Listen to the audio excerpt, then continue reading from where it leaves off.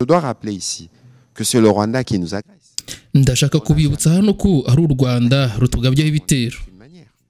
Et là, on s'est mis dans une posture où nous devons tous défendre notre patrie avec le président de la République en tête. Et je dois vous dire que même s'il y a des Congolais qui sont twebwe complices, abanyekongo ntitwigeze na rimwe twinjira ku butaka bw'u Rwanda cyangwa ngo turutere. Ubu rero twafashe icyemezo cyo guhaguruka twese nk'igihugu kimwe tuyobowe na perezida wa Repubulika kugira ngo turengere igihugu cyacu. Nubwo hari abanyekongo bagambaniye igihugu, ndashaka kubabwira uburyo guverinoma ishimira uko abaturage bose bagize uruhare mu kurengera igihugu cyabo aho bari hose, kugira ngo twese duhaguruke nk'umuntu umwe dukure abanyarwanda ku butaka bwacu kandi amahoro agaruke vuba. Pas judicieux d'organiser un dialogue entre Congolais. Personne n'a jamais dit qu'il ne devrait pas niyo organiser. mpamvu mubona iyi myigaragambyo ni ukwigaragaza mu gihugu hose. Ni ikimenyetso rero cy'uko abantu bashyigikiye perezida wabo mu kurwanya iyi ntambara y'igisahura igihugu cyabo. Hari rero abavuga ko nta mpamvu yo kuganira hagati y'abanyekongo, ariko perezida yavuze neza ko amahoro ashobora kugerwaho nuko gusa iyo twese twumva ikintu kimwe, ariko ntituzaganira n'abafatikanyije n'abadutera cyangwa n'abanga kuvuga ukuri ku gitero cy'u Rwanda. Nimumbwire rero, ese hari umukongomani w'ukuri wemera ko igice cy'igihugu cye cyigaruriwe n'abanyamahanga? Oya, ubu ni umwami w'igihugu ukunda igihugu cye. Ababona impamvu zo gusobanura ibyo ntabagambanye. Intambara y'u Rwanda kuri Repubulika ya Demokarasi ya Kongo si nshyashya, yatangiye mu gihe cya jenoside yakorewe abatutsi yo mu 1994. Kandi kuva ubwo abanyekongo nibo bahora bishyura ikiguzi u Rwanda rwagiye rukoreshwa mu buryo butandukanye na RDC, CNDP, M23 n'andi matsinda menshi kugira ngo rero rukomeze gutera Repubulika ya Demokarasi ya Kongo. Ubu rero ikibazo nyamukuru ni umutekano w'igihugu. Ni igihugu cy'amahanga u Rwanda cyahisemo gutera Repubulika ya Demokarasi ya Kongo gifashijwe n'abagambanyi bo mu gihugu imbere, kugira ngo rero bigaragare nk'aho ari intambara y'abanyekongo nyamara ari intambara y'u Rwanda. Perezida yandikiye Sena asaba ko ingingo y'itangwa rya leta de siège ibwirizwa ryo gushyiraho ibihe by'intambara ryongerwaho igihe, kuko umwanzi akomeje ibikorwa byo gutera no kwigarurira ubutaka. Guverinoma rero isaba Sena kwemera ko ibice bya Ituri na Nord Kivu bigumaho muri ibyo bihe byihariye by'intambara mu minsi 15 uhereye ku wa 3 Ugushyingo 2025, kugira ngo rero ingabo z'igihugu zikomeze kurwanya abatera no kugarura umutekano. Perezida rero asobanura ko iyi ntambara imaze guhitana abantu barenga miliyoni 10. Abantu rero barenga miliyoni 10 bakaba barakomerekejwe cyangwa baratakaje ibyabo. Mu gihugu gifite rero abaturage miliyoni 100, bivuze ko 20% by'abaturage bahuye n'ingaruka z'intambara, naho abandi 80% nabo bayirwanyemo bayikurwamo ingaruka z'ubukungu n'imibereho myiza yabo. Asoza rero avuga ko umuryango w'Uburayi n'isi yose kumva ukuri no kwemera ko mu burasirazuba bwa Kongo hakomeje gukorerwa jenoside, kandi kunyuranya no kuvuga ko kuri ariko gushyigikira u Rwanda mu bikorwa byarwo byo gutera Repubulika ya Demokarasi ya Kongo. De paix, parce qu'on va dialoguer pour la paix. Alors mettons-nous d'accord sur les diagnostics. Si vous n'êtes pas d'accord sur les diagnostics, de quoi on va discuter? Parce que ça apparaît comme né sur le visage.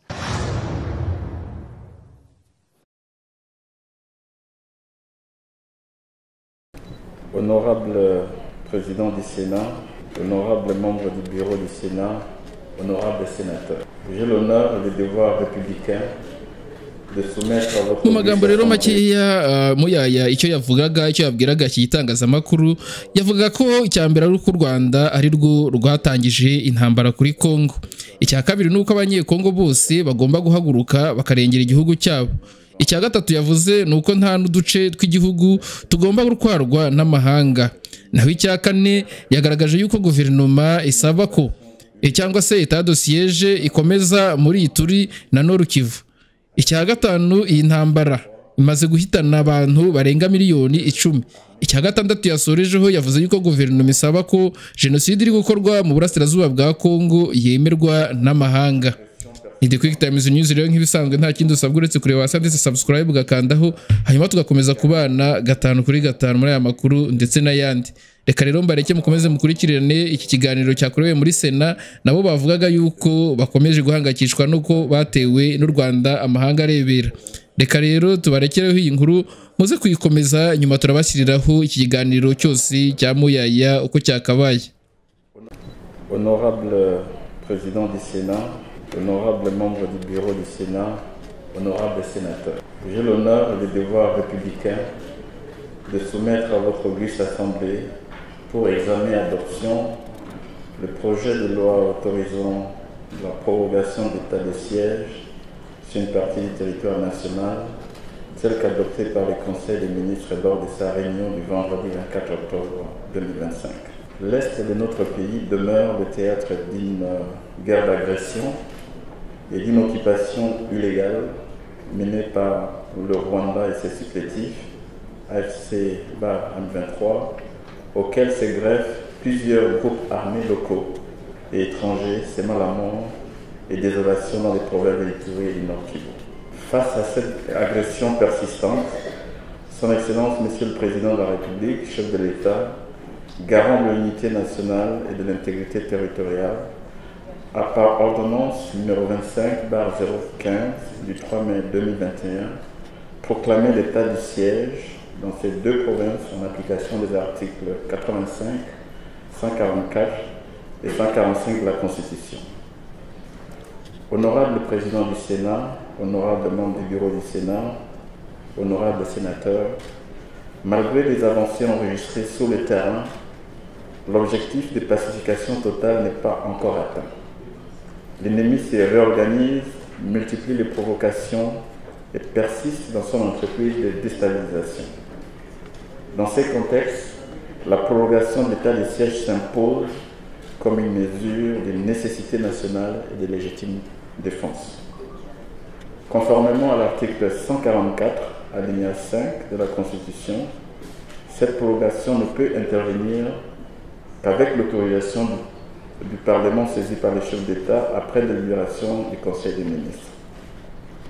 C'est donc en exécution de cette exigence constitutionnelle que je soumets à votre haute appréciation le présent projet de loi afin de permettre à nos forces armées et services de sécurité de poursuivre avec fermeté et détermination la neutralisation des forces négatives et la restauration complète de la paix et de l'autorité de l'État dans ces zones meurtries.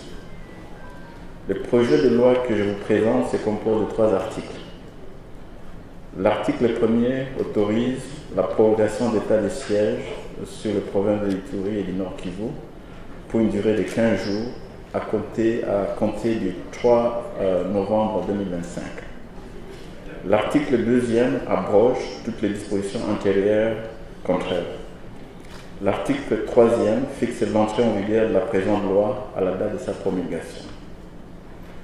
Honorable Président du Sénat, honorable membre du bureau du Sénat, honorable sénateur, la prorogation sollicitée n'est pas une formalité. Elle constitue un instrument essentiel de la défense nationale. Elle donne aux autorités militaires et civiles les leviers juridiques nécessaires pour protéger nos populations, sécuriser les territoires nationaux et sauvegarder la souveraineté de la République. Telle est l'économie du présent projet de loi que j'ai l'honneur de soumettre à votre auguste chambre dans l'espoir de son adoption dans un esprit de responsabilité patriotique. Je vous remercie. Merci, Monsieur le Ministre. Je vais retourner à votre place.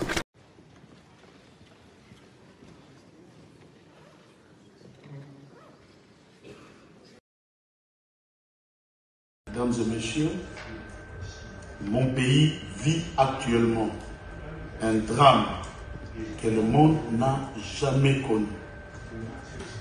À la suite d'une guerre d'agression nous imposée par le Rwanda.